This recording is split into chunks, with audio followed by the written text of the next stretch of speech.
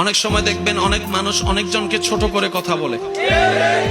অনেক মানুষ দেখবেন কথায় বার্তায় কাজে আকার ইঙ্গিতে অনেকজনকে ছোট করে কথা বলে। আমরা মনে করি উনি ওনাকে অপমান করছে। আমি শ্রদ্ধার সাথে একটা কথা বলি, মনে রাখবেন, সম্মান দেওয়ার জন্য তার কাছে আগে সম্মান থাকতে হয়। যার কাছে সম্মান নাই সে সম্মান দিতে জানবে না। যার কাছে সম্মান দেওয়ার মতো সুন্দর একটা মন নাই সে কখনো সম্মান দিতে জানবে না। তো কাউকে যদি দেখেন আপনাকে অপমান করছে, আপনি বুঝে নিবেন তার কাছে দেওয়ার মতো সম্মান, বুঝার মতো সুন্দর মন, মাফ করার মতো বড় অন্তর, ব্যর্থতা তার, ব্যর্থতা আপনার নয়। তো কারো কাছ থেকে অপমানিত হলে মন ছোট করবেন না।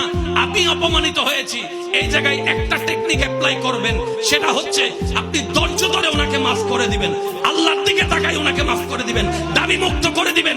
আপনার রব এটা দেখে খুশি হয়ে আপনাকে আরো হাজার গুণের ইজ্জতের মালা পরিয়ে দিবে। ওয়াতু ইজ্জু মান তাশা। চিৎকার দিয়ে বলেন সুবহান।